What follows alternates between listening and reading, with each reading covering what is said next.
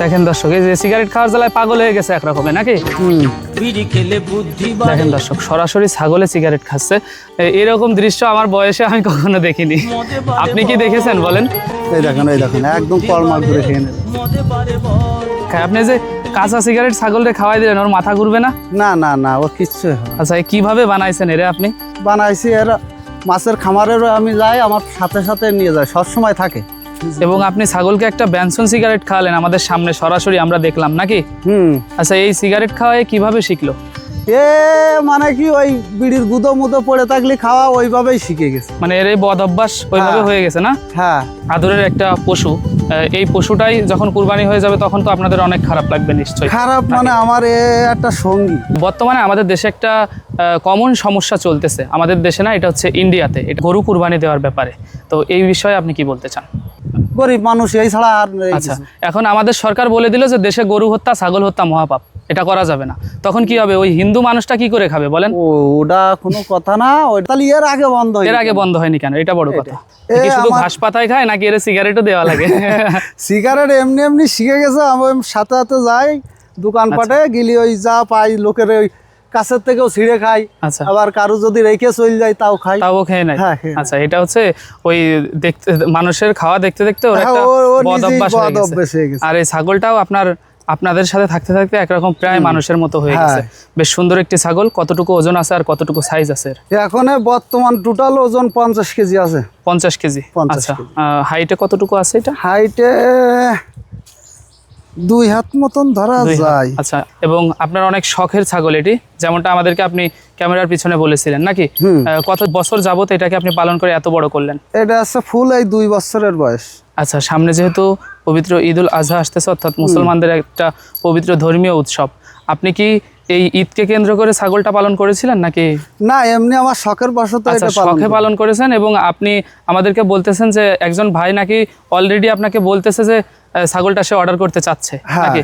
কিন্তু আমার এমন এক ভাই চেয়েছে যে আমি তার দাম বলতে সাহস পাচ্ছি না। আচ্ছা, প্লাস সে যা দেবে আমি সেইভাবে নেওয়ার জন্য আমি প্রস্তুতি। আচ্ছা, নিজস্ব একজন লোক, উনি আর কি যা দিবে ওটা আপনি নিয়ে নেবেন। মানুষটাও শখের, ছাগলটাও নাকি? হ্যাঁ, দুটোই মানুষই আমার প্রিয়। আচ্ছা, আমরা যেভাবে দেখতেছি, আপনি বললেন যে 50 কেজি ওজনের একটি ছাগল, এটা আপনি সঠিকটাই বলেছেন। ক্যামেরার সামনে অনেকে আছে এর থেকে বেশি হবে এর ওজন, ঠিক আছে? 50 কেজির বেশি হবে ফুল বডি ওয়েট, কারণ সরাসরি আমরা যেমনটা দেখতেছি এর বেশ বড় সড়ো। উঁচু করতে পারি না আমি। জুলফিকারের নাম। জুলফিকার? হ্যাঁ। আচ্ছা, ছাগলের নামও জুলফিকার, সে আবার সিগারেটও খায়, ব্যানসন ছাড়া খায় না সে। দর্শক দেখলেন কত সুন্দর একটা দৃশ্য এই ঈদের আগ মুহূর্তে আপনাদেরকে আমি দেখালাম। এবং দেশের বিভিন্ন প্রান্তের আমাদের যে সমস্ত প্রান্তিক পর্যায়ের খামারি ভাইরা আছে, তাদের কুরবানি উপলক্ষে সুন্দর সুন্দর ছাগলের কালেকশনগুলাই কিন্তু আপনাদেরকে আমরা দেখানোর চেষ্টা করতেছি।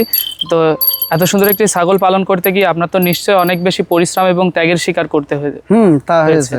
আমার সাথে সাথে নিয়ে যেয়ে মাঠে রাখি, আমি যতবাল থাকি ও ততবালই থাকে। আচ্ছা, ও কোথাও যায় না, আমি যেখানে যাব আমার পিছন পিছন। ছাগল পালনের পাশাপাশি আপনি একটি অন্য পেশার সাথে জড়িত আছেন, যেমনটা আমাদেরকে বললেন, আপনি একজন মাছ চাষী।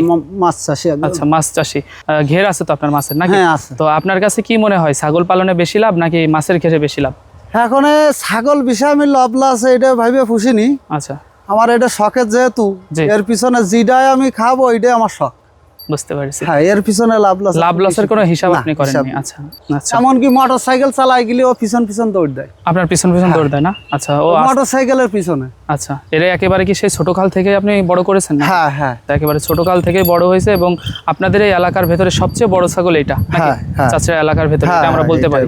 হ্যাঁ, আমার যে সুরত ভাই নিতে যাচ্ছে, ফারুক ভাই। আচ্ছা, এই ছাগলটা ওনাকে আমি দেব। আমার নাম দিগ্বিজয় বর্মন। আচ্ছা, চাষড়া বর্মনপাড়া। একজন মালিকের কত সুন্দর বলা যায় আদরের একটা পশু, এই পশুটাই যখন কুরবানি হয়ে যাবে তখন তো আপনাদের অনেক খারাপ লাগবে নিশ্চয়ই। খারাপ মানে আমার একটা সঙ্গী, এর পিছনে আমার ইনভেস্ট খুব একটা না। আমি যাই আমার সাথে মাছের খামারে যায়, ও কাঁচা ঘাস খায়। আচ্ছা, এই আছে ইনভেস্ট, এই হচ্ছে ওর পিছনে ইনভেস্ট। আর আমার শোরুমটাই মেন আছে, আমি আর সাথে নিয়ে যাই। আচ্ছা, আমার পুকুর ঘুরতে ঘুরতে ওর খাওয়া শেষ হয়ে যায়। আচ্ছা, দেখা যাচ্ছে আপনি মাছটা খাবার দিচ্ছেন, এর ভেতরে খাওয়া শেষ। হ্যাঁ, তাও ও খাবে না ঠিক মতো না, আমি যেদিক যাবো সেই দিক ছুটবে।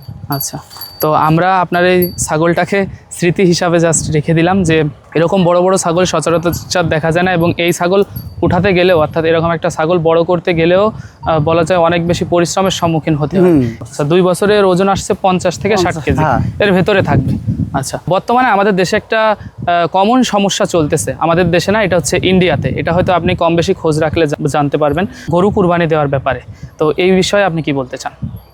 এই বিষয়ে আমাকে বাংলাদেশে আসলে গরু কুরবানির জন্য ইন্ডিয়ার থেকে গরু আসলি মাংসের দাম একটু কম থাকে, আচ্ছা প্লাস দেখা আছে গরিব মানুষ একটু কিনে কাটে খাতে পারে। আচ্ছা কিন্তু ইন্ডিয়ান যখন বন্ধ করে দেয় তখন আমাদের দেশের চাহিদাও অতিরিক্ত বেড়ে যায়। আচ্ছা, আপনাদের দেখা যায় যে ধর্মীয় একটা দৃষ্টিকোণ থেকে শুধু গরু নয়, আপনাদের যে গরু হত্যা করা যাবে না এমন না, আপনাদের ধর্মীয় হিসাব অনুযায়ী আমার যতটুকু জানা আছে কোনো প্রাণী হত্যা করা যাবে না, না, তাই তো? চাই না। আপনাদের ধর্মে আসে যে আপনারা ছাগল, গরু, হাঁস, মুরগি অর্থাৎ প্রাণী হত্যাই মহাপাপ আপনাদের ধর্মে। এমন তো না যে শুধু গরু হত্যা করা যাবে না, করা যাবে না, এমন কোনো সিস্টেম নাই। আচ্ছা, তো আমরা আমাদের যে দেশটা অর্থাৎ আপনাদের দেশে বর্তমান দেখেন আমাদের যে হিন্দু ভাইরা আছে তারাই বলতেছে গরু নিতে, মুসলমানদেরকে গরু কুরবানি দিতে বলতেছে, ঠিক তো? কারণ একটা মানুষ যখন অনেক কষ্ট করে একটা পশু পালন করে, এর কি করতে হবে? এর বয়স যদি 5-6 বছর হয়ে যায়, এটা তো আপনার ফেলে দিতে হবে বা মারা যাবে। কারণ আপনারা তো এগুলা খাবেন না।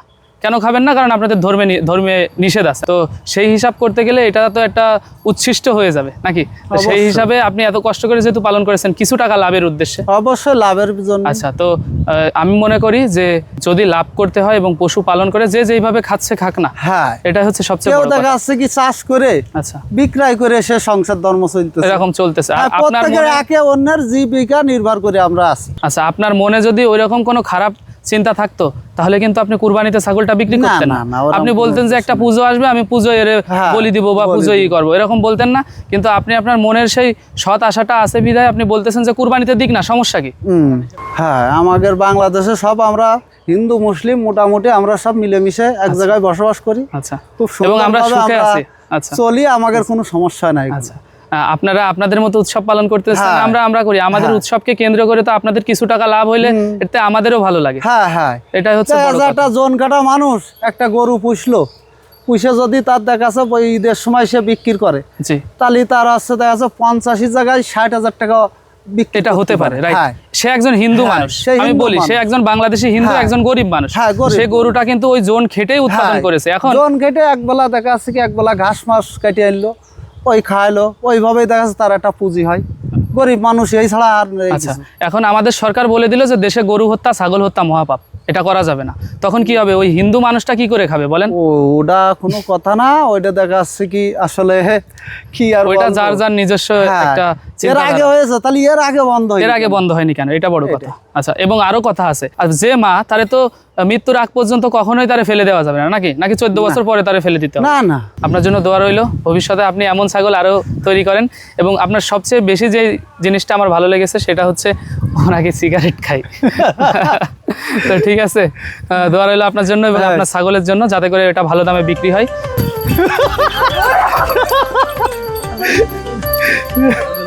মানুষ ছাগলের পিঠে উঠে ঘুরে বেড়াচ্ছে নাকি?